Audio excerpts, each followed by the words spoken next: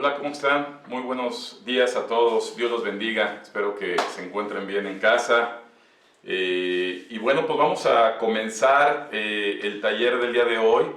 Hace 8 días estuvimos tocando un tema que pues fuerte, pero que es necesario que la gente conozca, ¿verdad?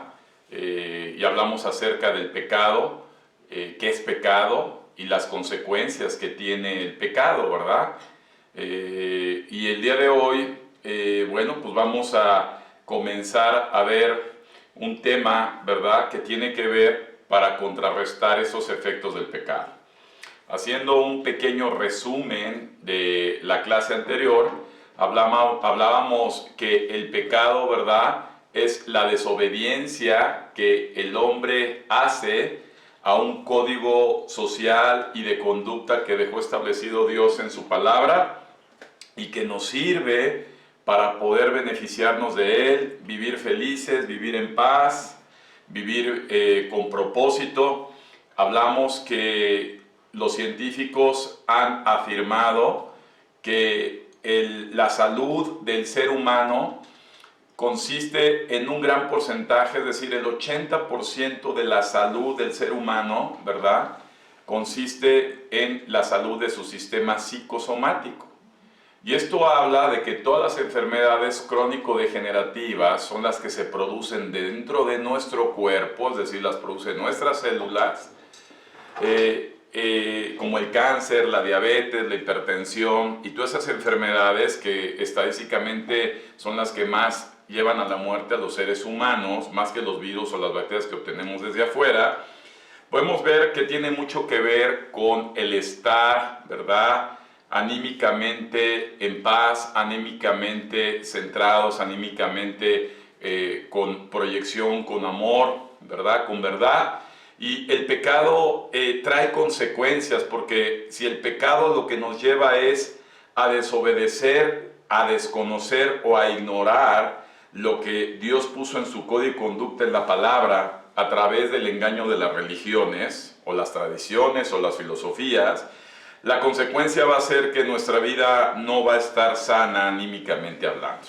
Entonces, desafortunadamente, el pecado también vimos que es hereditario. De hecho, cuando vamos al doctor, lo primero que te dicen, oiga, ¿usted fuma? No, sí. ¿Quién fumaba de sus papás? ¿Usted toma? No, pues sí. ¿Quién tomaba de sus papás? ¿Qué antecedentes, ¿verdad?, clínicos hay en sus líneas directas, ¿verdad? Entonces vemos cómo los mismos médicos ven una línea, ¿verdad?, de problemas que se heredan, ¿verdad? Inclusive lo que podemos pensar que no se puede heredar, como el tabaquismo, el alcoholismo, ¿verdad? En fin, algunas otras situaciones de conducta y que vemos que sí son hereditarias, y vimos también a través de la palabra de Dios que efectivamente, ¿verdad?, todo el pecado se hereda a los hijos, a los nietos, y trae trascendentemente impactos grandes en toda esa línea. Entonces, una vez que vemos que el pecado nos aleja de Dios, que el pecado nos hace vivir mal, que el pecado es tan dañino para nuestra vida y para lo que Dios quiere que tengamos después de esta vida, porque empezamos a hablar del concepto de eternidad, que es un principio que está en la Biblia, ¿verdad? El ser humano es eterno. Dice la Biblia en Génesis que Dios hizo al ser humano, ¿verdad?, a imagen y semejanza de él. Y la primera clase que veíamos, la composición del ser, donde era cuerpo, alma y espíritu, vemos que el espíritu, ¿verdad?, es eterno. El espíritu no se destruye, el espíritu es eterno. Y más adelante veremos que la finalidad precisamente de conocer a Dios, de conocer su palabra, es que habrá un tiempo de resurrección, ¿verdad? Es algo más complejo que lo explicaremos más adelante. Entonces, vamos a comenzar el día de hoy con una oración para entrar de lleno ya al tema que nos emana en esta mañana. Padre, te damos gracias porque tu amor y tu misericordia se ven en cada amanecer. en cada despertar.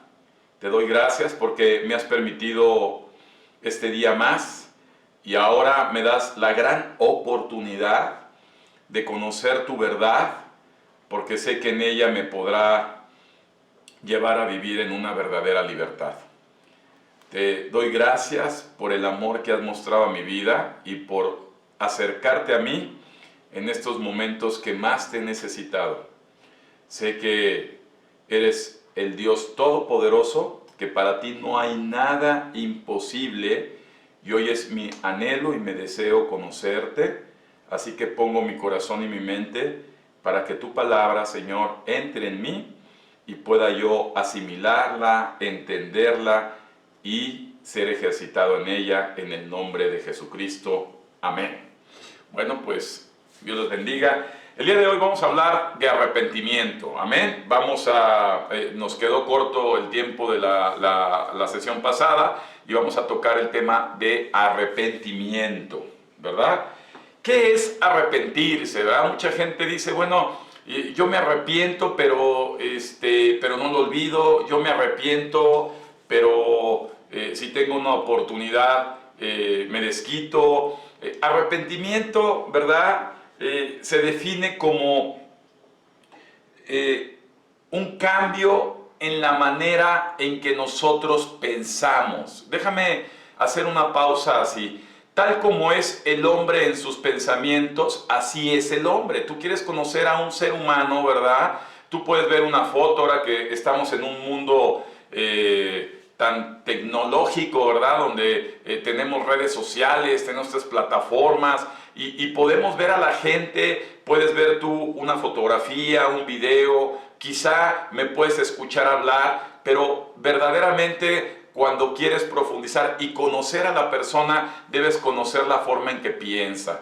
Tal cual es el hombre en sus pensamientos, así se define el hombre, no de las apariencias, sino de lo que piensa. Entonces, arrepentimiento significa un cambio en la manera de pensar, ¿verdad? No podemos nosotros obtener los resultados en nuestra vida y cambiarlos si estos no son adecuados, si estos no son en beneficio, si antes no cambiamos la manera en que estamos pensando. Nuestros patrones, ¿verdad?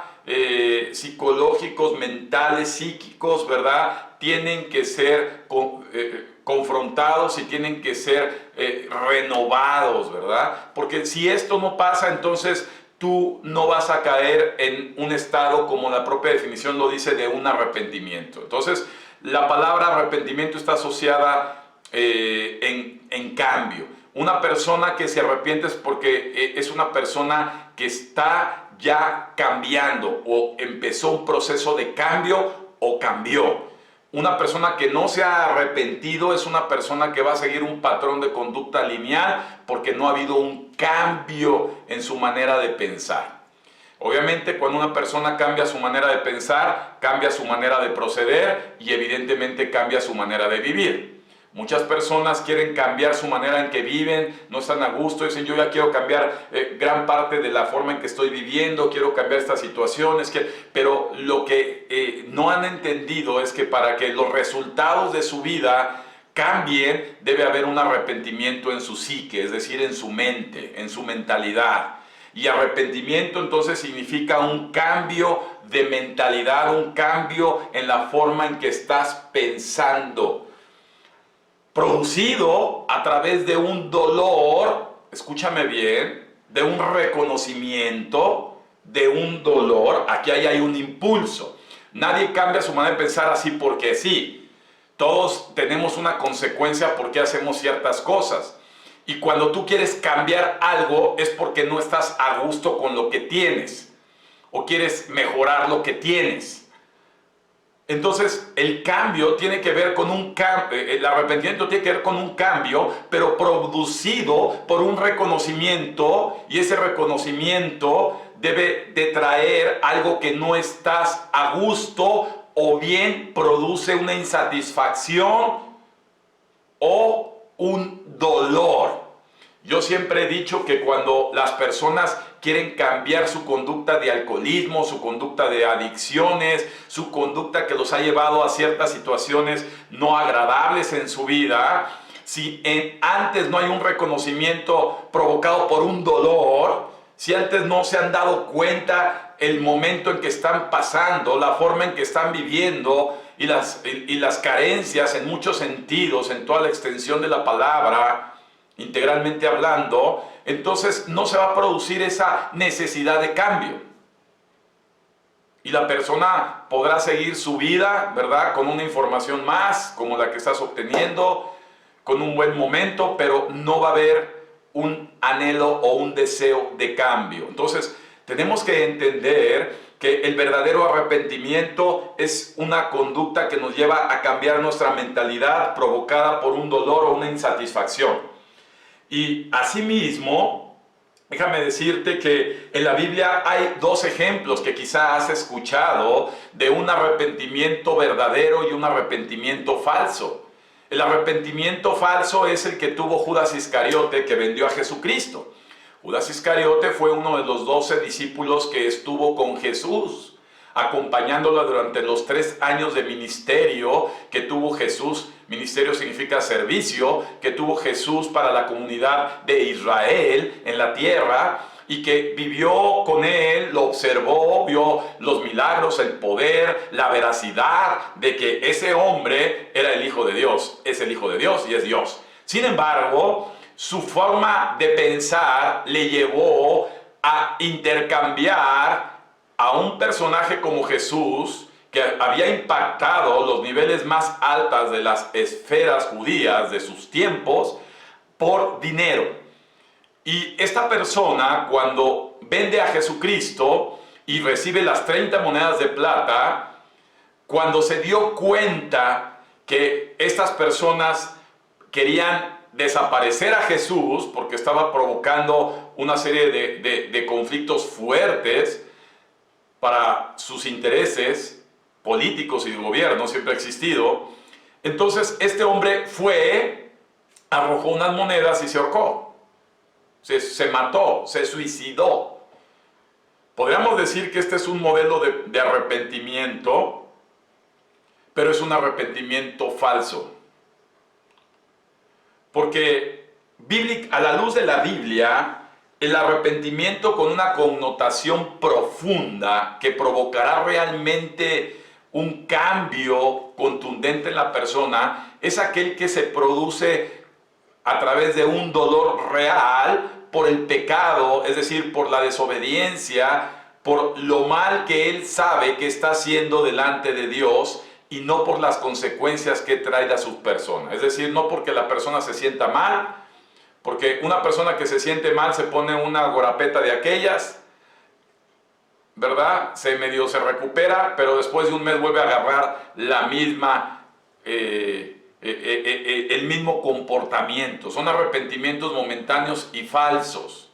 La persona que infringe en una situación dice, qué tonto, no debí de haber hecho nunca esto, me duele, pero se duele por las consecuencias que tuvo en él, no por las consecuencias trascendentales que tuvo.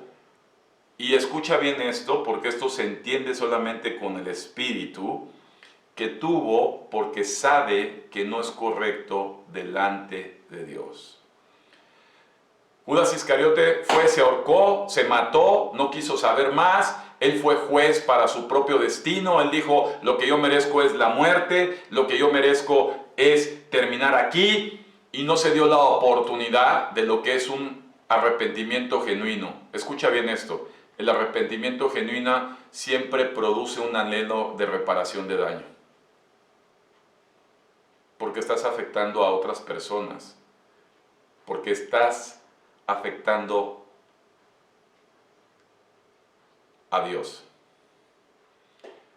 Otra persona que traicionó a Jesús de esos 12 discípulos fue Pedro. Pedro también traicionó a Jesús. Pedro le dijo a Jesús que no lo iba a negar, que no lo iba a abandonar, que no se iba a separar con él, pero cuando llegaron a apresar a Jesús en el Monte de los Olivos, este hombre inmediatamente, ¿verdad?, siguió a Jesús hasta donde lo llevaron preso, Y cuando fue confrontado, Pedro negó a Jesús en repetidas ocasiones. La Biblia especifica 3 veces.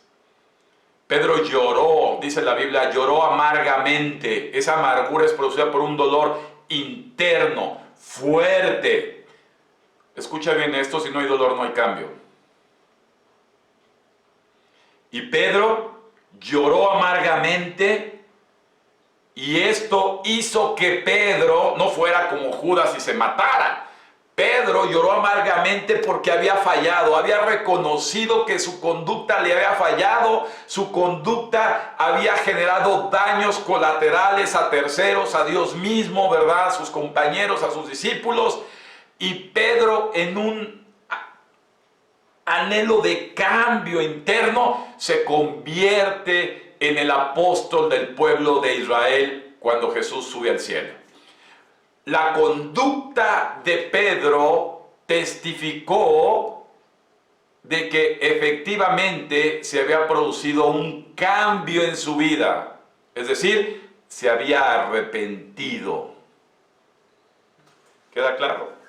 Entonces, en la vida puedes tener muchos arrepentimientos falsos. Y los arrepentimientos falsos son aquellos que te llevan a repetir la conducta, 1, 2, 3, 4, 5, y las que sean necesarias, aunque cada vez que caes en el hecho llores.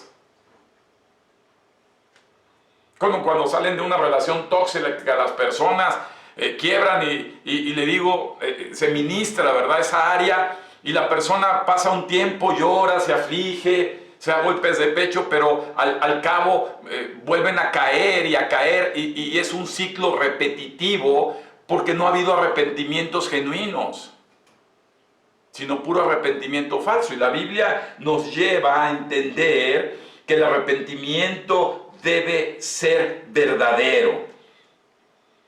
Entonces, nosotros podemos ver a la luz de la palabra, ¿verdad? En Romanos capítulo 12, versículo 2, la Biblia nos enseña a que el arrepentimiento que nos llama a vivir Dios, y que está en la Biblia en varios lados ejemplificado, ¿verdad?, nos dice que tiene que ver con el cambio. Dice la Biblia en Romanos capítulo 12, versículo 2. No, ahí está, no se conformen a este siglo, sino sean transformados por medio de la renovación, subraya transformados y renovación, de nuestro entendimiento, para que compruebes cuál es la voluntad de Dios, agradable y perfecta. Repito, no se conformen al sistema en el que estamos viviendo, a este mundo. No se conformen a lo que están obteniendo al día de hoy en su mundo, sino sean transformados. Hay una transformación, hay un proceso implícito a través de su entendimiento en la psique, para que puedas tú comprobar, ¿verdad? Fíjate cómo no es antes la comprobación, sino es después de que hubo una renovación en el entendimiento, y puedas obtener algo que es bueno, es agradable y es perfecto. Entonces, podemos ver cómo la Biblia nos lleva a que lo que quiere no son religiones Dios, sino son transformaciones de la gente. Son cambios en la gente. Si observamos en Hechos capítulo 17, versículo 30, Hechos 17:30, también la Biblia nos enseña, ¿verdad?, en varios lados esto que estamos enseñando. Dice la Biblia en Hechos 17:30, pero Dios, habiendo pasado por alto los tiempos de esta ignorancia, ahora manda a todos los hombres en todo lugar que se arrepientan. Repito, pero Dios, habiendo pasado por alto los tiempos de esta ignorancia, ahora manda a todos los seres humanos en cualquier parte del mundo que se arrepientan, ¿verdad? Entonces podemos ver que la gente no termina por vivir en paz, por vivir alegre, por vivir proyectado, porque ha vivido en su ignorancia. Ahora tú eres afortunado de poder despejar esta ignorancia. Ya tienes la información en tus manos. ¿Qué harás con ella? Eso depende de ti. Pero ya estás aprendiendo que Dios quiere cambios en las personas.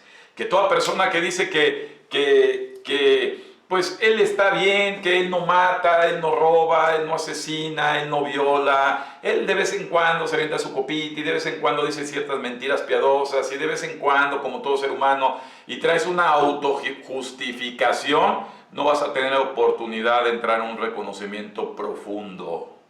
Lo vamos a ver más adelante. Dios quiere mejorar tu vida. Repite esto: Dios quiere mejorar mi vida. Dios quiere entregarme más de lo que hasta hoy he obtenido. Mucha gente ha sido robada de muchas cosas. Mira, Juan 10:10, escucha esto. Juan capítulo 10, versículo 10 es el Evangelio de Juan. En el capítulo 10, versículo 10, la Biblia nos declara así: el ladrón no viene sino para hurtar. El ladrón es el diablo. El ladrón, Juan 10:10, dice, no viene sino para hurtar, matar y destruir. Repito, el ladrón no viene sino para hurtar, matar y destruir. ¿Qué quiere el diablo de ti? Te quiere robar, te quiere destruir y finalmente quiere tu desaparición. Y dice adelante ese versículo: pero Jesús ha venido para que tengas vida y para que la tengas plenamente, para que la tengas en abundancia. Y mucha gente dice: a mí no me robaron al diablo. No se han dado cuenta que no le robó nada más su cartera, le robó su paz, le robó su esperanza, le robó su fe, le robó sus convicciones. Quítalo ya, por favor. Le robó sus convicciones, le robó sus esperanzas, le robó su anhelo, le robó su ilusión, le robó su tranquilidad. Ha robado muchas cosas. Dios lo que quiere es que tú vivas feliz y vivas en paz y vivas con esperanza y vivas confiado, sin importar las consecuencias, los entornos en los que vives, las circunstancias en las que vives. Mucha gente dice: ay, yo sí amo a Dios, pero apenas viene una pandemia y no quieren salir de su recámara. Dice: ¿dónde está Dios en tu vida? ¿Dónde está tu fe? ¿Dónde está tu paz? ¿Dónde está tu esperanza? No quiere decir que salgas a la calle así gritando, pero lo que quiere decir es que cuando Dios llega en la vida de las personas verdaderamente y la persona acepta a Jesucristo y empiezas a recibir esa bendición de Dios, no puede haber a ti el temor. Dice la Biblia que en el perfecto amor de Dios no tiene cabida el temor, porque el que teme aún no ha sido perfeccionado en el amor de Dios. Tenemos que entender que efectivamente, si no hay un cambio de mentalidad, no puede cambiar tu camino y evidentemente tu destino. Dios quiere cambiar tu destino para estar con Él en la eternidad. Así que la Biblia nos dice y confronta filosofías como las de... Escucha esto, Isaías 5:20. Dice la Biblia, ¿verdad? Porque mucha gente piensa: es que yo no hago tan mal las cosas, no necesito un cambio. Isaías 5:20, si me apoyan, Isaías 5:20, dice la Biblia: hay de los que a lo malo le dicen bueno y a lo bueno, ¿verdad? Malo. Que hacen de la luz tinieblas y de las tinieblas luz, y que ponen lo amargo por lo dulce y lo dulce por lo amargo. Estamos viviendo, amado hermano, un mundo de relativismo. Todo es relativo para la gente. Puede ser que sí, puede ser que no, tal vez, a lo mejor, quién sabe. Se pasan a Chespirito. Y la realidad de las cosas es que las cosas son como son. Aprende esto: verdades a medias son mentiras. Verdades a medias son mentiras. La verdad es absoluta. Es o no es blanco o negro, es binario. Lo malo es malo, como lo acabamos de ver en la palabra, y lo bueno es bueno. Y lo que Dios quiere son cosas buenas en tu vida. No medios buenas, ni medios malas. O eso no es. Es más, la Biblia dice, defínete, ser humano, cualquiera que seas. Si eres tibio, te voy a vomitar de mi boca. O eres caliente o eres frío, pero no andes en tibiezas. La religión te lleva a tibiezas. O te defines o no te defines. O le entras a conocer la palabra de Dios y los pensamientos de Dios y los planes de Dios para tu vida, o simplemente no estés jugando con ello. La Biblia es absoluta. Por eso la Biblia dice, y conocerás la verdad y la verdad te hará libre. La verdad es absoluta, no es parcial. La verdad no comienza nada más con un versículo. La verdad comienza todo completo. Y ahorita estamos hablando de cosas completas. Dios quiere producir cambios, cambios en tu vida, cambios en tu forma de pensar, para que empiece a haber verdaderos cambios en la forma en que estás viviendo, no parcialidades, ¿verdad?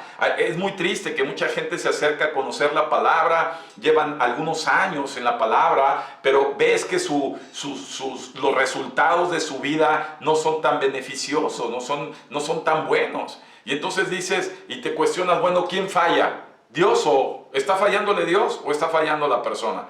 Porque es muy fácil echarle la culpa a Dios. Cuando profundizas un poco ves que no ha habido cambios en su vida, no ha habido cambios en su manera de pensar. Ya tienen la información, pero no ha venido un quebranto y no ha venido un anhelo de cambio. Entonces, esa es la importancia del arrepentimiento, de llevarnos, ¿verdad?, a otros niveles. Mira,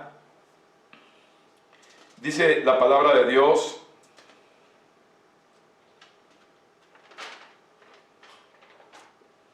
vamos a ver por favor Colosenses 1:13.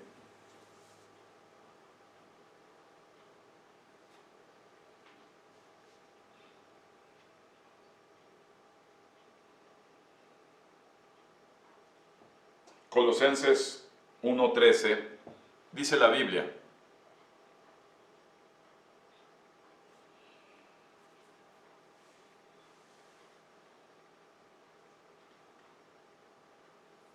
fíjate bien,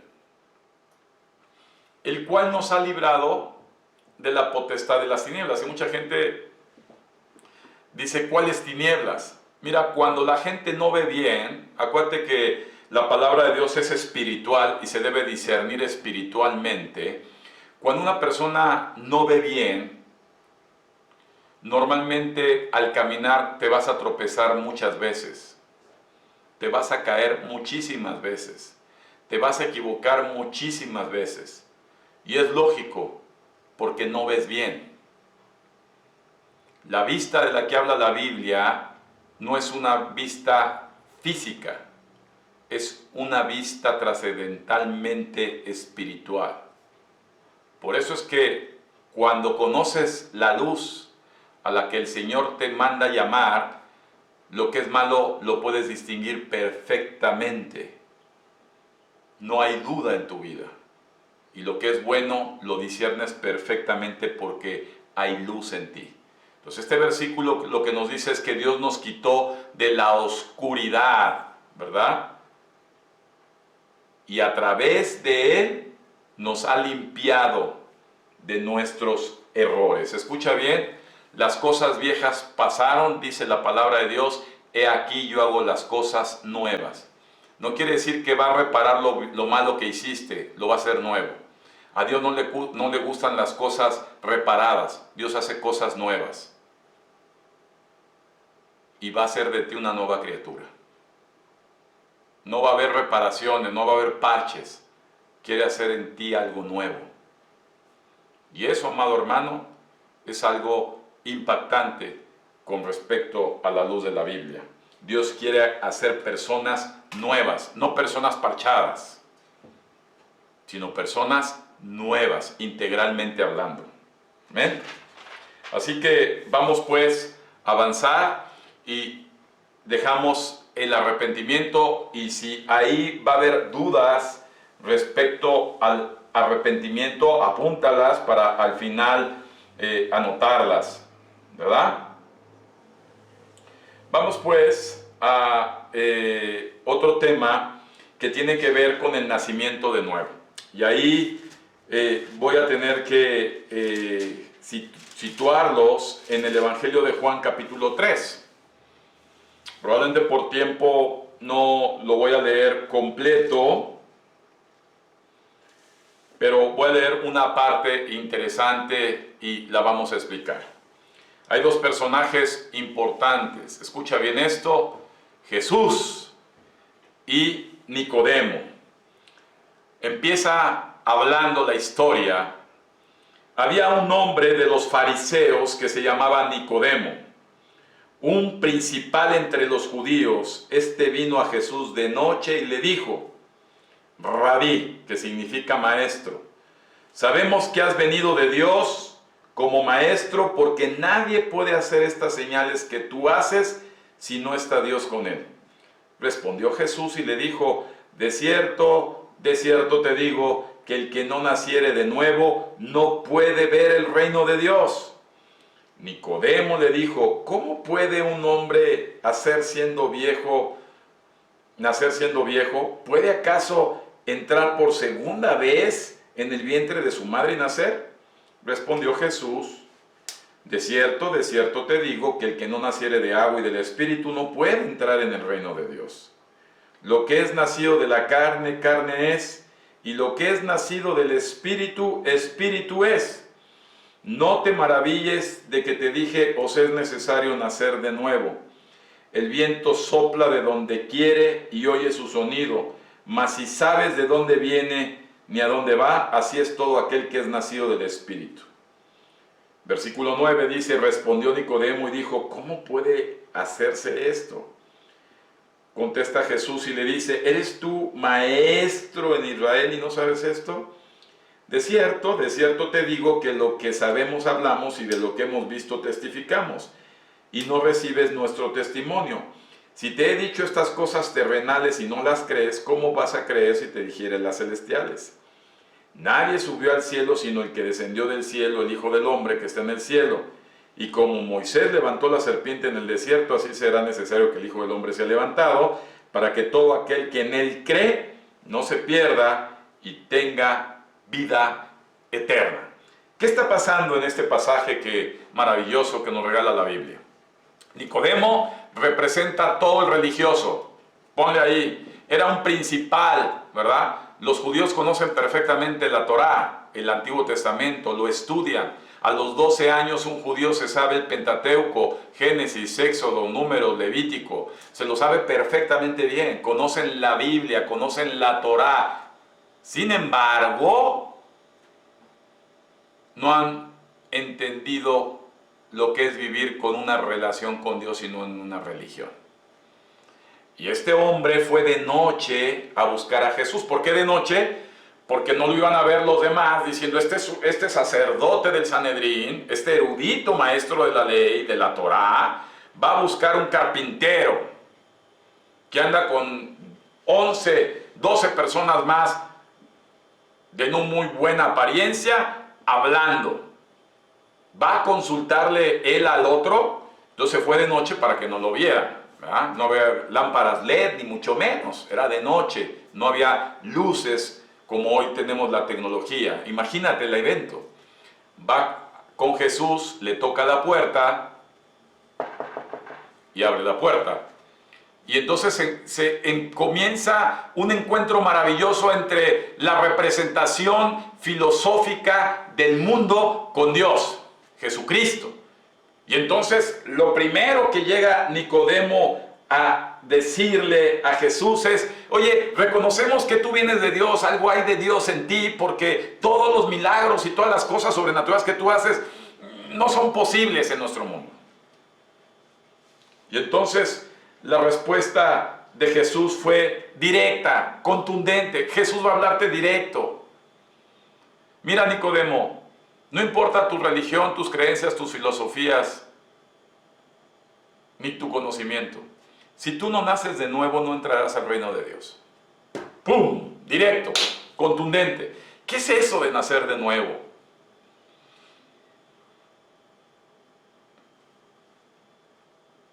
Y Jesús le dijo: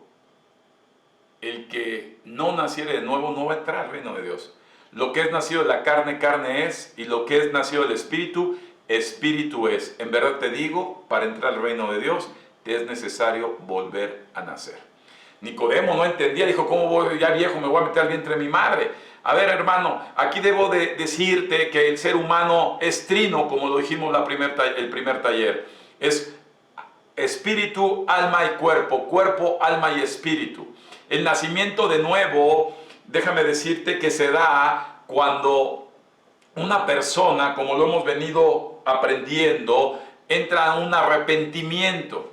El espíritu de la persona se desconecta cuando la persona es consciente de sus actos. 12, 13, 14 años, hay una desconexión interna en tu espíritu. Hay una desconexión. Empezamos a vivir una vida anímica, únicamente alma y carne. Y todos hemos vivido y experimentado los resultados de vivir en el alma y en la carne, ¿verdad? En tus emociones, en tus sentimientos, en tus pensamientos, en tus experiencias. Alma y carne. Por eso dice ánima, de animal, ánima, alma. Decides por lo que sientes. Pero cuando naces de nuevo, hay un avivamiento interno que es el espíritu. Hay una reconexión espiritual en ti. No religiosa. Es como un ¡pum! Que te dice, ¿sabes qué? En verdad he vivido mi vida no adecuadamente delante de ti. Reconozco que he fallado muchas veces, Señor. Reconozco que lo que vivo son consecuencias de mis decisiones del pasado. Y si yo vivo así, es porque yo así lo decidí. Hay un dolor interno que produce un anhelo y un deseo de cambio, y ese anhelo de cambio te hace nacer de nuevo cuando clamas al Señor. Jeremías 33:3 dice, clama a mí y yo te responderé y te haré saber cosas bellas y ocultas que tú aún no has conocido, dice el Señor. Cuando hay un nacimiento de nuevo, como le decía Jesús, Nicodemo no había nacido de nuevo siendo un erudito de la palabra, siendo un sacerdote, siendo un principal dentro de los judíos. Estaba entendiendo que para nacer de nuevo necesitaba nuevamente recibir la salvación a través de Jesucristo. Decirle, Señor, hoy me reconozco delante de ti. En segunda carta a los Corintios, capítulo 5, versículo 17, nos habla de una nueva criatura que nace dentro de uno, en el Espíritu. Si me acompañas en 2 Corintios 5, 17, por favor. Y dice la Biblia, de modo que si alguno está en Cristo, fíjate la palabra estar, ¿verdad? No es que escuches, está, o sea, estás en Cristo, nueva criatura es. Y ve qué hermoso, las cosas viejas pasaron, he aquí, todas son hechas nuevas, dice el Señor. Entonces, somos una criatura nueva cuando hemos nacido de nuevo. Sí, sigues teniendo recuerdos, sigues teniendo tu alma vieja y tu cuerpo viejo a la edad que tengas.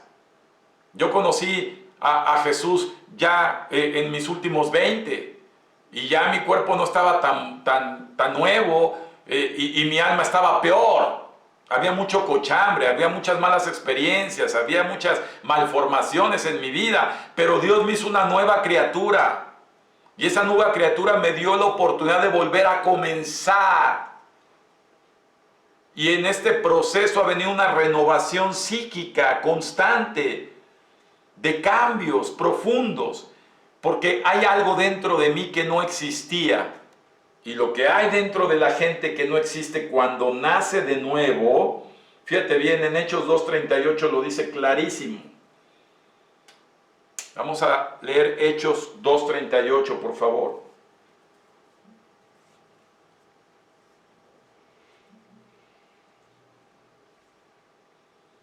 ¿Sí? Pedro le dijo, arrepiéntense y bautícense cada uno de vosotros en el nombre de Jesucristo para el perdón de los pecados y van a recibir algo hermosísimo que vamos a ver más adelante, el don del Espíritu Santo. ¡Ah, qué hermoso! Eso es ser una nueva criatura. Entonces el Espíritu Santo no era un modismo que usábamos, ay sí, por hoy el Espíritu Santo es una realidad. El Espíritu de Dios ha nacido en mí. La simiente de Cristo ha nacido en mí. Hay una persona dentro de mí que me empieza a impulsar a conducirme de una forma diferente, ¿verdad? En primera carta de Pedro, capítulo 1, versículo 23, primera carta de Pedro, capítulo 1, versículo 23,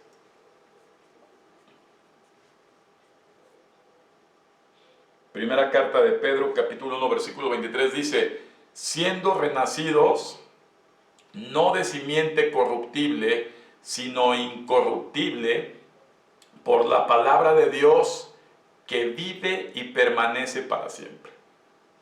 Escucha bien, siendo renacidos, no de simiente corruptible.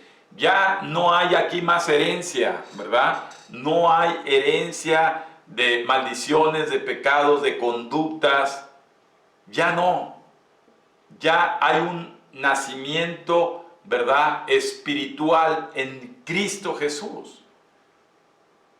Lo que yo recibo, ¿verdad?, mis costumbres son renovadas, mis prioridades son cambiadas, mis gustos son modificados, porque ha habido un nacimiento interno en mí, un comenzar. He recibido el Espíritu de Dios dentro de mí, que me va a impulsar a conducirme de una forma diferente, me va a impulsar a desear conocer a Dios, me va a impulsar a empezar a renovar mi entendimiento, a cambiar tanto cochambre que durante tantos años me había metido en mi cabeza y en mi corazón.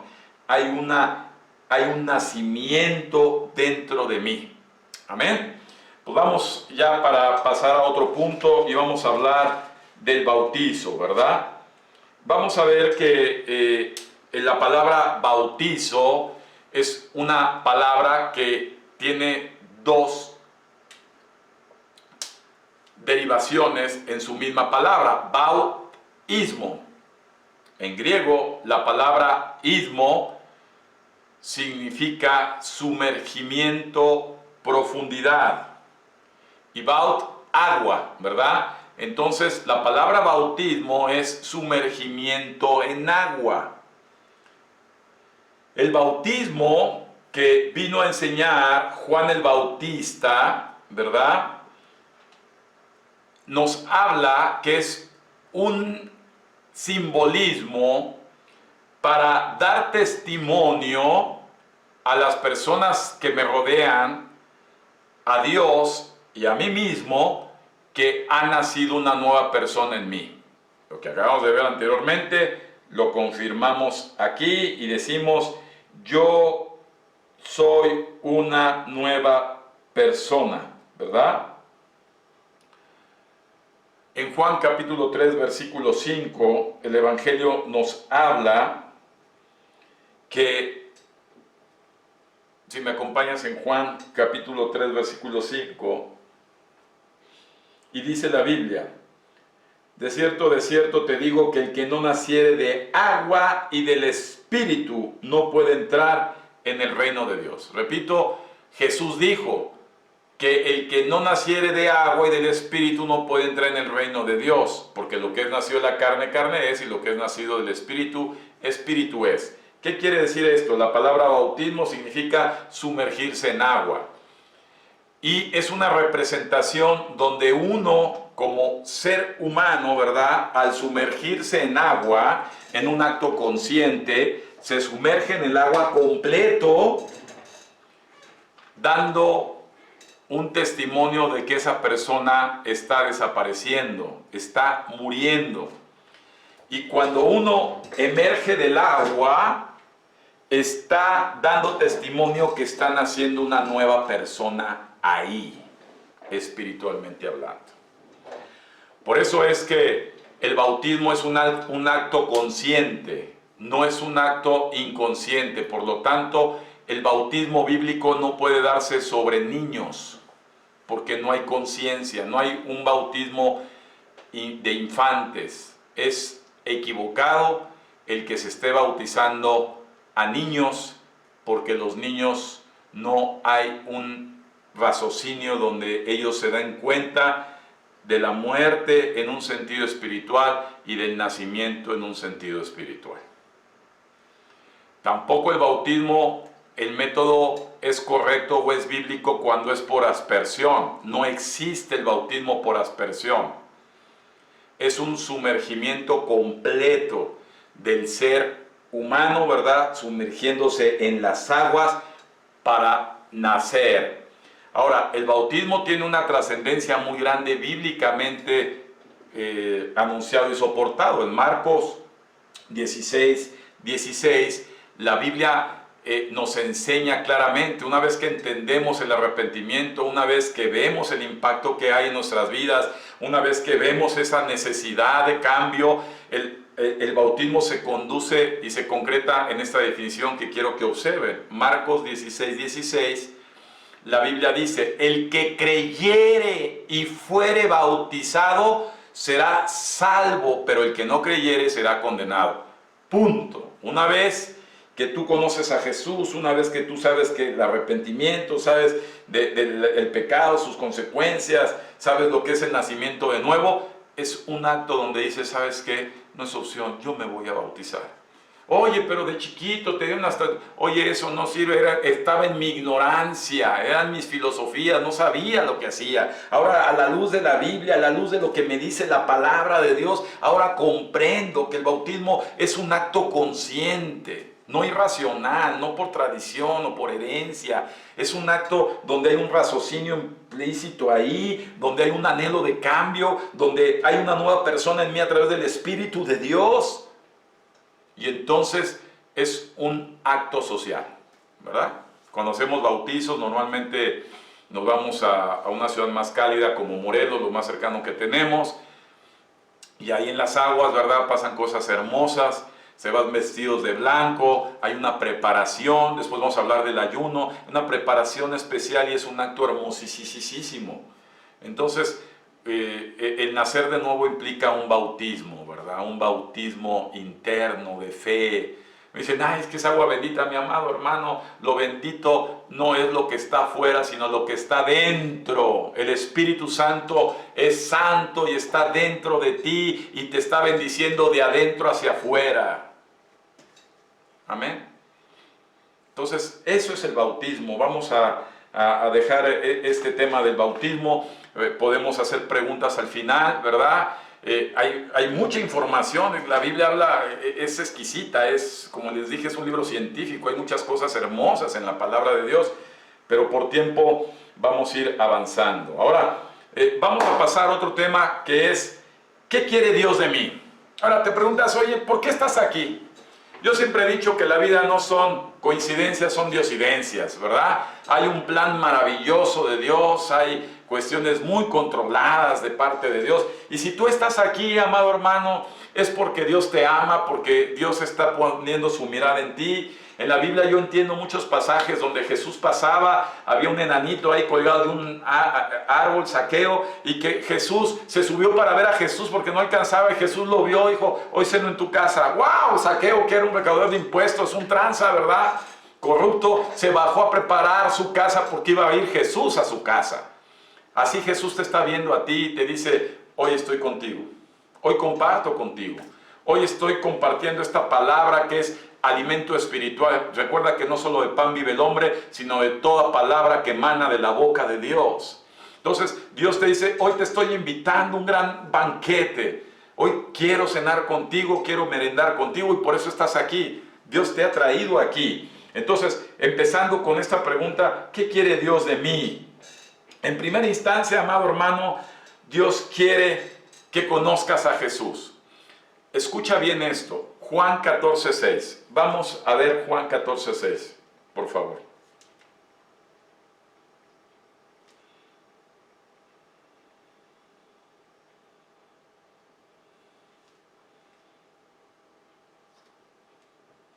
¿Sí? Jesús dijo, yo soy el camino y la verdad y la vida. Nadie viene al Padre si no es a través de mí, ¿verdad? No podemos comenzar una relación con Dios si no es a través de Jesucristo. A través de Jesús nos enseñará el camino para llegar a Dios, nos enseñará la verdad y nos enseñará la verdadera forma de vivir. Primera carta de Timoteo, capítulo 2, versículo 5, ¿verdad? Nos dice con mucha claridad, porque hay un solo Dios y un solo mediador entre Dios y los hombres, y este es Jesucristo, ¿verdad? Contundente la Biblia.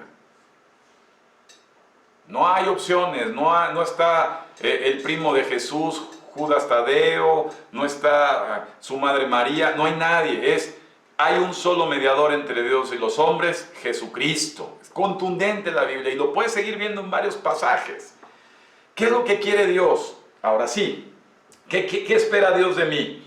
En Juan capítulo 8, versículo 31, podemos empezar a entender un poco que Dios te está llamando a nacer de nuevo, a cambiarte como ser humano, a mejorar tu vida, pero en Juan 8:31, por favor, dijo entonces Jesús a los judíos, acuérdense que Jesús era judío y vino al pueblo de Israel, que habían creído en él, si ustedes permanecen en mi palabra, serán verdaderamente mis discípulos, se vaya la palabra discípulos, y van a conocer la verdad, y la verdad les va a hacer libres, ¿verdad? ¿Qué quiere Jesús? Jesús quiere que no seas un creyente, sino seas un aprendiz. La palabra discípulo es aprendiz, alumno, ¿verdad? Una persona que quiere acercarse a Jesús, como decimos en el argot aquí en México, por lo menos en mi época, es flojito y cooperando, ¿verdad? En pocas palabras, no puedes estar poniéndote duro, tieso. Jesús quiere que seas un aprendiz de Jesucristo a través de conocer su palabra, ¿verdad? Si tú permaneces unido a Jesús, Dios está unido a Jesús y Dios está unido a ti. Entonces, permanece en mi palabra. Permanencia significa tienes que estar. Cuando me dicen, oiga, ¿usted cuántas veces ha leído la Biblia? No sé. Desde que yo nací de nuevo el 23 de noviembre del año de 1998, he leído la palabra de Dios muchas veces, la he estudiado, la he escudriñado, he profundizado, la he puesto en práctica, la he comprobado. La palabra de Dios es alimento. ¿Usted cada cuándo come sus alimentos físicos? No, pues a lo mejor 3 veces al día, y si soy muy glotón hasta más veces al día y botaneo. Bueno, la palabra de Dios es alimento para su alma, para su espíritu. Usted no puede dejar de leer la palabra de Dios, usted no puede dejar de servirse estos banquetes, porque acuérdense que la palabra de Dios es medicina para su alma. La palabra de Dios, ¿verdad?, es necesaria, es viva y eficaz y más cortante que una espada de doble filo que penetra las coyunturas, los huesos, discierne los pensamientos y las intenciones del corazón y jamás regresa a Dios vacía, dice la Biblia. La palabra de Dios es necesaria, ¿verdad? Vamos a ver más adelante de ello. Ahora bien, hay un pasaje que quiero comentarles en Mateo 19, en varios evangelios, me gusta Mateo. Cuando ya te metas más a la palabra vas a ver los evangelios, ¿verdad? Los 4 evangelios, cómo se maneja todo esto, que es hermosísimo. Pero en Mateo 19, en capítulo 16, relata la historia de un joven rico. Está Jesús, ¿verdad? Y se acerca un hombre, ¿verdad? Y le dijo, entonces vino uno y le dijo, maestro bueno, ¿qué bien haré para tener la vida eterna? ¿Qué tengo que hacer para tener la vida eterna? Y Jesús le dijo, ¿por qué me llamas bueno? No hay bueno sino uno, Dios. mas si quieres entrar en la vida, guarda los mandamientos. Y entonces este joven le contesta cuáles, y Jesús le dijo: no matarás, no adulterarás, no hurtarás, no dirás falso testimonio, honra a tu padre y a tu madre, ama a tu prójimo como a ti mismo. El joven le dijo: todo esto lo he guardado desde mi juventud. ¿Qué más me falta? Jesús le dijo: si quieres ser perfecto, anda, vende todo lo que tienes y dalo a los pobres y tendrás tesoro en el cielo, y ven y sígueme. Subraya la palabra sígueme. Oyendo el joven esta palabra se fue muy triste, porque tenía muchas posesiones. Entonces Jesús dijo a sus discípulos: de cierto les digo que difícilmente entrará un rico en el reino de los cielos. Otra vez les digo que es más fácil pasar un camello por el ojo de una aguja que entrar un rico en el reino de los cielos. Todos sus discípulos, oyendo esto, se asombraron en gran manera y diciendo: pues, ¿quién podrá ser salvo? Y mirándolos Jesús le dijo: para los hombres esto es imposible, mas para Dios es posible, ¿verdad? ¿De qué habla esto, amado hermano? Fíjate que este joven, evidentemente, era un joven rico materialmente hablando, tenía muchas posiciones. Y cuando se acerca a Jesús, este hombre obviamente era judío también, sabía la ley, los mandamientos que vienen en Éxodo. Y entonces dijo: desde muy niño los he guardado, ¿qué más tengo que hacer? Entonces Jesús, imagínate la ternura con la que veía a Jesús, ¿verdad? Para las personas y sobre todo para las damas que piensan que Jesús era hermoso en su físico, como en las películas de Hollywood, de ojos profundos, azules penetrantes, una barba cerrada, impresionante. Dice Isaías que no era de hermosura natural, para que le codiciaras. La belleza de Jesús era impactante. Aprende esto: el corazón alegre embellece el rostro. Apréndelo. ¿Quieres verte más guapo que nunca? Embellece tu corazón a través de Cristo. Bueno, entonces Jesús vio con ternura a esa persona y le dijo: ay, vende todo lo que tienes. No le interesaba a Jesús realmente los bienes materiales, que se los diera a los pobres. En otro pasaje vemos que Jesús dice: a los pobres siempre los tendrá. Lo que Jesús estaba diciendo, estaba hablando de la priorización que le estaba dando este joven. La prioridad que le das a tu vida, el orden de las cosas en tu vida es importantísimo. Si tú no tienes orden en tu vida, si no está alineado lo vertical, jamás va a poderse alinear lo horizontal. Debe haber un orden en prioridad en tu vida. El primer mandamiento es: amarás al Señor tu Dios con todo tu corazón, con toda tu mente y con todas tus fuerzas. Si esto es el primer orden en tu vida, el número uno en tu vida, entonces lo demás va a empezar a cobrar orden. El problema es que le damos más importancia al trabajo, le damos más importancia a las riquezas, a los placeres, a los distractores. Y Dios te dice: lo más importante en tu vida es que pongas el orden, y lo más importante para que el ser humano sea pleno es que lo más importante sea yo en su vida. Por eso dice: es que es más fácil que entre un camello por el ojo de una aguja. El ojo de una aguja, no crean que es la aguja que conocemos. Había unas círculos que estaban puestos en las barreras, ¿verdad?, que entraban a la ciudad fortificadas, y eso era redondo, y entonces hacían la simulación. Imagínate subir un camello a esa barrera y meterlo por ahí. Es imposible, es difícil. En pocas palabras, para un hombre que en su corazón está lleno de riquezas, no de Dios, es imposible hacer un cambio de prioridad. Recuerda que el taller pasado vimos: ahí donde está tu tesoro, ahí está tu corazón. Lo que más te importa es lo que está ahí en tu corazón. Y Jesús ha entrado a tu corazón. Él quiere ser lo primero en tu vida. Lo que le dijo a Jesús a este hombre: oye, prácticamente deja todo y sígueme. Y este hombre se agachó y se fue triste, porque tenía muchas riquezas almacenadas en su corazón. Hay mucha gente que no necesariamente tiene riquezas materiales, tiene riquezas de otra índole. Hay personas que cuando no podemos quitar riquezas como los hijos en nuestro corazón, ¿verdad? Que sea como amo a mis hijos. No puedes ayudarles porque no hay un lugar para Dios primeramente. Primeramente Dios, para que Dios alumbre tu vida y entonces tú puedas alumbrar la vida de tus hijos de una forma sabia. Entonces, hay muchas riquezas en el corazón del ser humano y eso hace que prioricen muchas cosas en ellos. Tenemos que aprender que Jesús estaba diciendo, tienes que seguirme, tienes que conocerme. Tienes que empezar a priorizar tu vida. Amado hermano, cuando me dices, pues sí, al principio yo me acuerdo, leía la palabra y iba por el primer capítulo y ya me daba sueño, me quedaba dormido. Y luego no le entendía y me desesperaba. Y luego decía, no, pues mejor hoy no leo y el fin de semana ya me desquito y leo lo que no leí. De verdad, cuando empieza Dios a actuar en uno y la palabra empieza a hacer la riqueza que tiene en uno, empieza a fluir. Hoy no puedo estar tranquilo en mi día si no leo la palabra, si no la estudio, no la medito. Ser discípulo de Jesús es aprender lo que Jesús nos vino a enseñar a la tierra.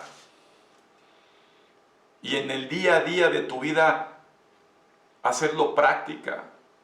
Les he dicho a gente que ya lleva tiempo, mira, mejor guarda más tus palabras hacia la gente y muestra más tu conducta y entonces mostrarás a Jesús. No hagas tanto ruido con lo que dices, sino alumbra con lo que haces. Y eso, amado hermano, solamente lo produce un cambio aquí. Lo produce una renovación, un nacimiento espiritualmente hablando. Entonces Jesús quiere que le conozcamos, que lo sigamos, que lo amemos, ¿verdad? Para final de cuentas, como dice Efesios capítulo 2, versículo 10, que ese es el resultado final. Si lo tienen ahí, Efesios 2, 10. Dice la Biblia, porque somos hechura suya, creados en Cristo Jesús, para buenas obras, las cuales Dios preparó de antemano para que anduviéramos en ellas. ¿Verdad? Creados en Cristo Jesús, para buenas obras. A mí me dicen, oiga, pastor, ¿usted cuánto gana de estar compartiendo el Evangelio? Yo no gano nada, amado hermano. Yo no lucro con el Evangelio, eso déjaselos para la gente que no ama a Dios.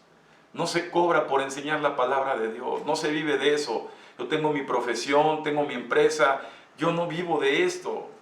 Me es necesario enseñar lo que mi maestro me vino a enseñar, lo que mi Dios me vino a enseñar. Porque así como yo estaba necesitado en aquella época y un hombre de Dios me mostró el Evangelio, así yo haré con toda la gente que quiera conocer la palabra de Dios. La palabra de Dios no es para lucrar, la palabra de Dios no es para vivir de ella, la palabra de Dios es para disfrutarla, gozarse, porque dice Jesús que si tú haces así, lo demás te caerá por añadidura. Busca primeramente el reino de Dios y sus riquezas y lo demás, amado hermano, tus necesidades, tu vida se va a alinear. No te preocupes, esa es la fe real en Cristo Jesús. Amén. Bueno, pues vamos a pasar a otro tema, ¿verdad?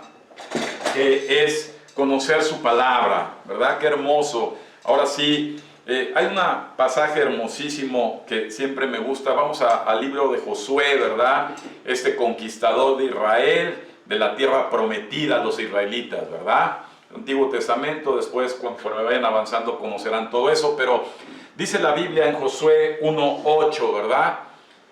Nunca se apartará de tu boca este libro de la ley, sino que de día y de noche meditarás en él, para que guardes y hagas todo conforme a lo que está escrito, porque entonces harás prosperar tus caminos y todo, escucha bien la palabra absoluta, todo te saldrá bien.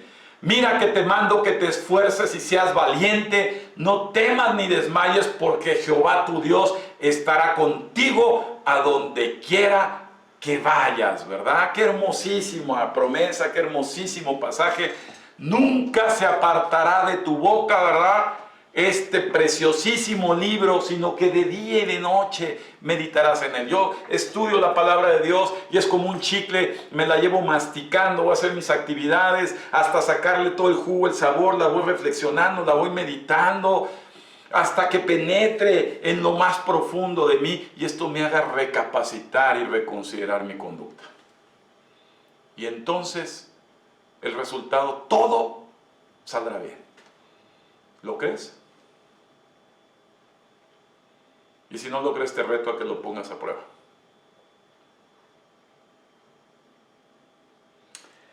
Dice la palabra de Dios, ¿verdad? Oye, es que yo tengo mucha fe. Tengo mucha fe en Dios.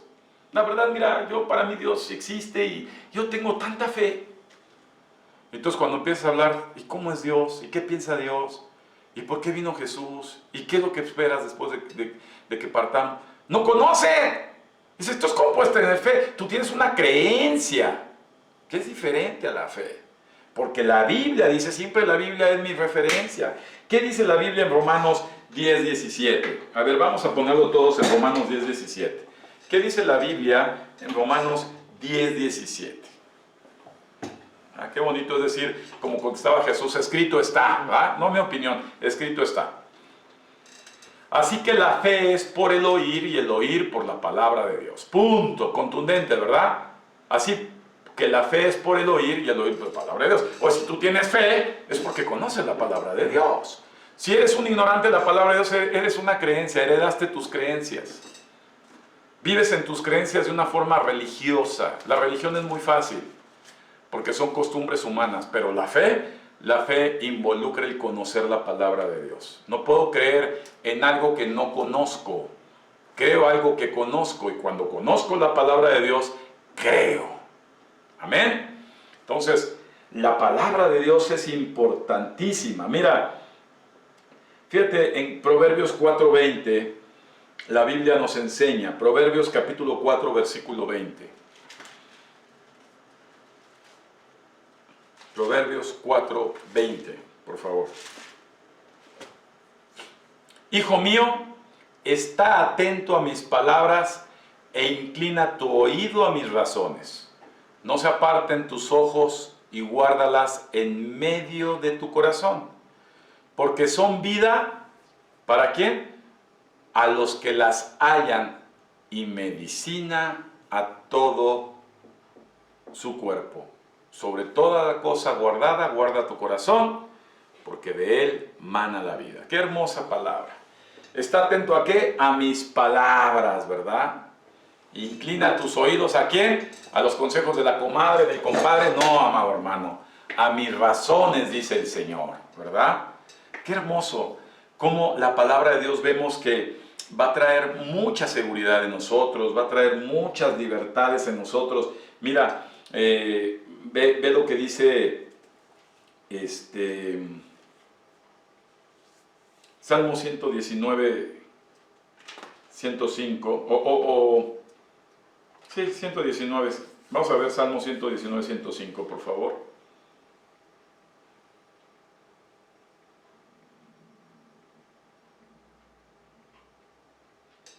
Lámpara es a mis pies tu palabra y lumbrera en mi camino, dice el Señor, ¿verdad? Hermosísima palabra.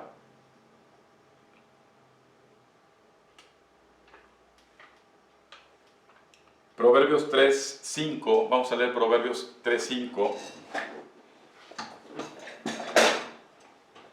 Proverbios 3:5 dice la Biblia: Fíate de Jehová de todo tu corazón y no te apoyes en tu propia prudencia. Escúchame, dice el Señor. Reconócelo en todos tus caminos y Él va a enderezar tus veredas. No seas sabio en tu propia opinión. Teme a Jehová Dios y apártate del mal, porque mira que es porque será medicina a tu cuerpo y refrigerio a tus huesos, ¿verdad? Amén. Hermosísimo. Ahí está hablando de ese impacto anímicamente para ser saludable en todos sentidos. Es medicina la palabra de Dios. Ahora, tengan cuidado, amado. Miren, en el mundo que vivimos de tanta sobreinformación, ahora ya no educamos a los hijos para asignarles la información que han de conocer en cada momento. Ahora tenemos que, como tienen acceso a esa información, ubicarlos en discernirles la información, ¿verdad? Explicarles la información. La Biblia, que fue es un libro maravilloso, en Colosenses capítulo 2, versículo 8, nos dice con mucha claridad el cuidado que tenemos de tener de las falsas creencias, ¿verdad? Hoy estamos llenos de religiones, que testigos de Jehová, que mormones, que la luz del mundo, que pare de sufrir, que mil cosas que dices, bueno, ¿eso qué es? La Biblia nos advierte y dice: mira que nadie te engañe por medio de filosofías y huecas sutilezas según las tradiciones de los hombres, conforme a los rudimientos del mundo y no según Cristo, ¿verdad? Tenemos que ser muy claros, amados, claros, en que lo que nos lleva a conocer a Dios es su palabra, ¿verdad? El escrito está, la Biblia, ¿verdad? Estudiarla, entenderla, nos lleva al conocimiento de nuestro Señor, ¿verdad? Así que, amados, escuchas, estamos cerrando este taller el día de hoy. Vamos a dejar preguntas abiertos para que en estos 15 minutitos podamos interactuar. Seguiremos con el taller el próximo sábado. Vendrán cosas interesantes, veremos el poder de la oración. Qué importante es orar, ¿verdad? Orar. ¿Qué es orar y qué no es rezar? Porque la oración es oratoria, ¿verdad? Es relación, emisor, receptor, mensaje. Vamos a entender muchas cosas. Y yo esperaría que ahorita abiertamente, ¿verdad? Si hay preguntas, pues es el momento de abrir micrófonos para que con mucho gusto las personas que quieran preguntar puedan hacerlo en este preciso momento. Ahí me van a apoyar como mediador. Bueno, pues buenas tardes, ya estamos concluyendo. Si tienen alguna pregunta, por favor escríbanla en el chat o bien le manden su mano para que se les puedan responder. A ver, aquí tenemos una pregunta. Diana nos pregunta: ¿por qué la riqueza está peleada con el reino de Dios? Jamás hemos dicho que esté peleada con el reino de Dios.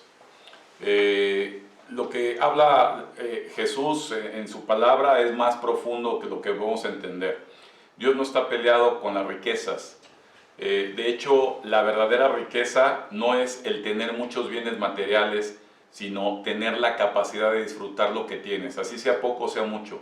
La verdadera riqueza que enseña la Biblia comienza adentro, no afuera. Una persona que está bien por dentro es una persona que va a producir riquezas por fuera, en toda la extensión de la palabra.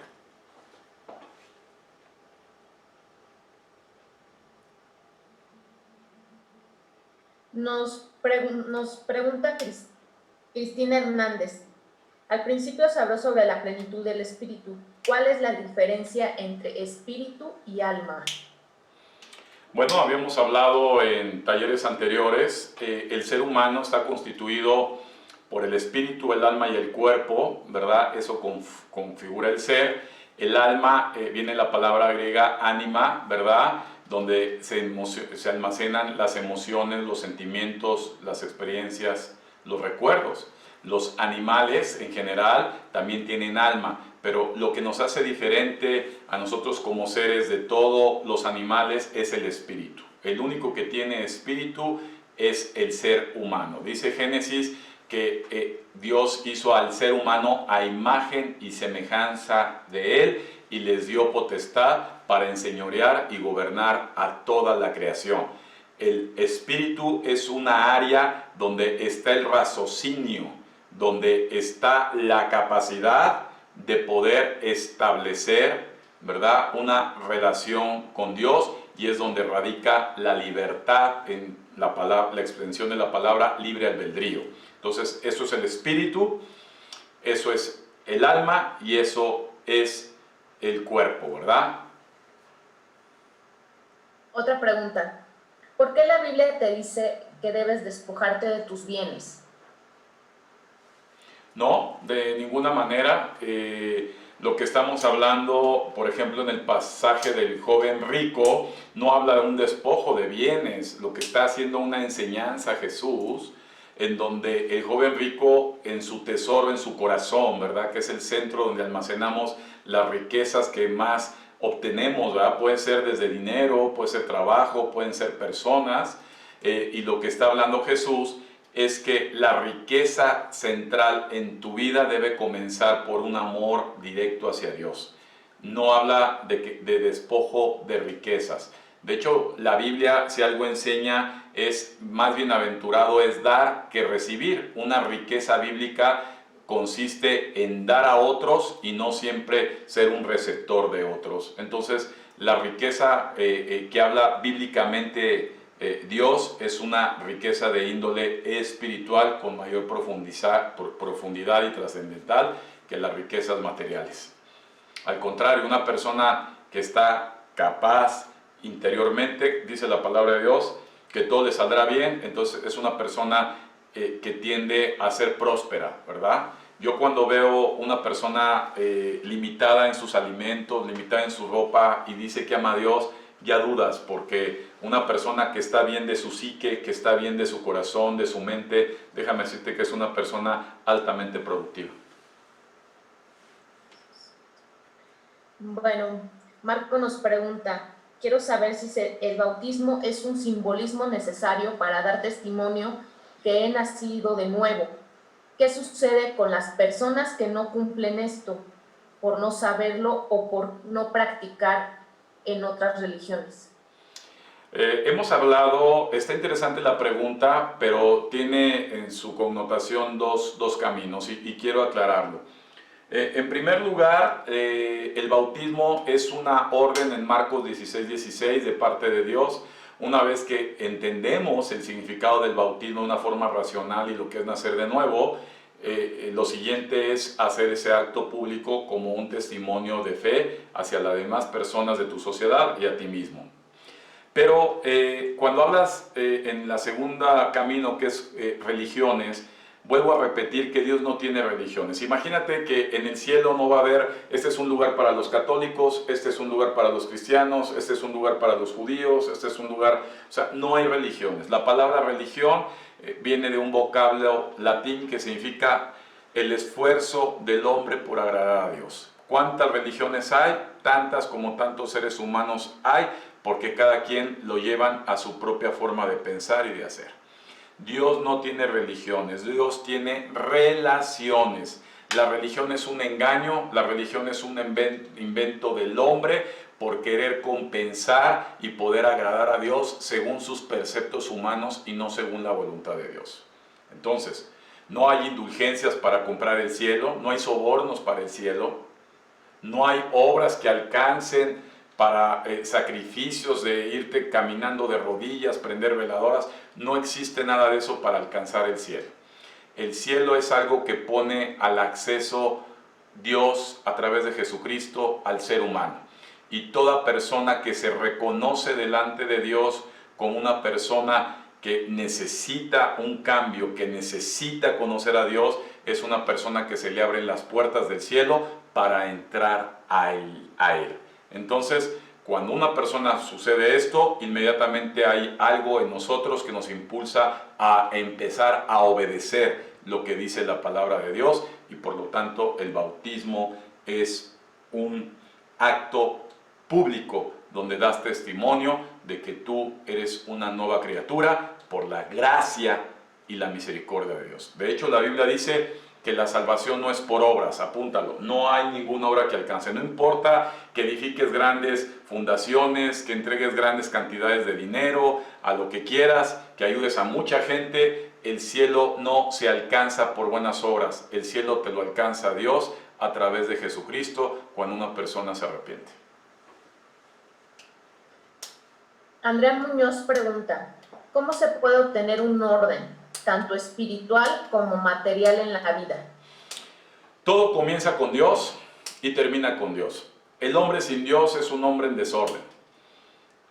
Dios empieza a establecer orden en Dios. Cuando tú ves Génesis y ves a Adán y Eva, lo primero que quiso enseñar Dios a Adán y Eva era el orden a través de Dios, ¿verdad? Cuando Dios empieza en tu vida, es el que empieza a ordenar lo demás. ¿Por qué? Tus prioridades van a cambiar cuando empiezas a conocer y amar a Dios. Tus necesidades empiezan a ser otras cuando empiezas a conocer a Dios.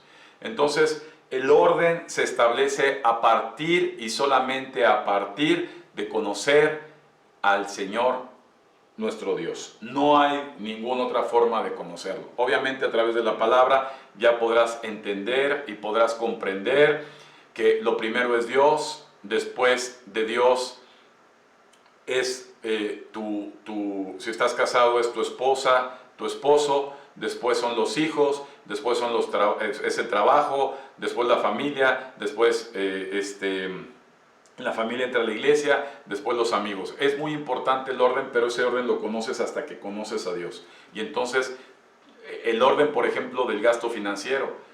Cuando tú conoces a Dios te va a decir lo que ya no debes de gastar y lo que debes de invertir. Entonces, el conocer a Dios ordena muchas áreas de nuestra vida.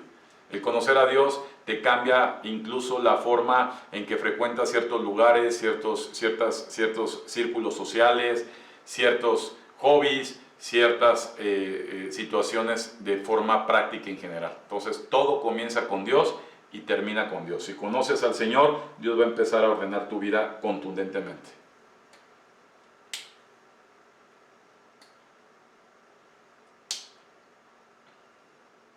Bueno, esas son todas las preguntas que tenemos. Bueno, pues yo espero que el taller esté funcionando. Se vale y los reto para que ustedes en la semana empiecen a conocer los evangelios, Juan, Marcos, Lucas y Mateo, y que empiecen a hacer preguntas, que apunten ahí en un cuadernillo sus preguntas y en el taller de la próxima semana tengan preguntas ya más meditadas, más pensadas, más reflexionadas con la información que estás recibiendo, porque la voluntad de Dios es que le conozcas y que tu vida mejore de una forma trascendental. Yo quisiera a personas que estén aquí y les quiero dejar que hagan una reflexión, y esa reflexión tiene que ver con cuestionarse cómo está su vida al día de hoy, cómo se encuentra su vida al día de hoy. La Biblia nos llama a que la vida que Dios desea para la gente es una vida que cumple tres primicias muy grandes. La primera es que haya amor en ti. La segunda es que haya paz en ti. Y la tercera es que haya confianza. Y bajo esas perspectivas valía la pena sí poder hacer una autoevaluación de nuestra vida. Va a ser algo interesante lo que van a descubrir. Es un tiempo de reflexión profunda y que creo que a través de los talleres van a poder empezar a hacer muchos cruces para poder recibir esa bendición que Dios anhela entregarles. Así que, sin más, quisiera que me acompañaran a orar. Ahí donde están, dejen un poquito los cuadernos o lo que estén haciendo, inclinen su rostro y vamos a orar, vamos a hablar con el Señor para despedir este taller. Te damos gracias, Señor, por el tiempo que tú me has llamado a vivir. Sé que hay muchos tiempos en mi vida, pero pocos son tiempos especiales como el que me acabas de dar. Te doy gracias por invitarme, porque sé que me conoces perfectamente bien. Conoces mi corazón, mis pensamientos más profundos. Son transparentes delante de ti. Hoy quiero reconocer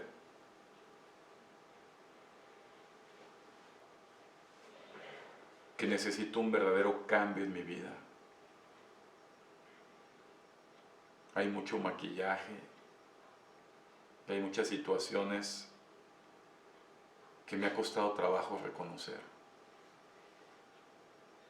Pero como hoy aprendí, lo que es imposible para el hombre, para ti es posible. Y quiero poner delante de ti, Señor, mi corazón. Ayúdame a reconocer, porque quiero gestar esa gran necesidad de cambio en mí. Hoy te pido que me perdones, Dios, porque de oídas te había oído, pero mi corazón ha estado alejado de ti. Te doy gracias por la oportunidad que me das, y yo sí dispongo mi corazón a ti en este preciso momento, Jesús. Lo abro ampliamente a ti, y te invito a que entres en este instante a Él, y me regales, Señor, tu compañía todos los días de mi vida, hasta la eternidad. En el nombre de Jesucristo te lo pido. Amén.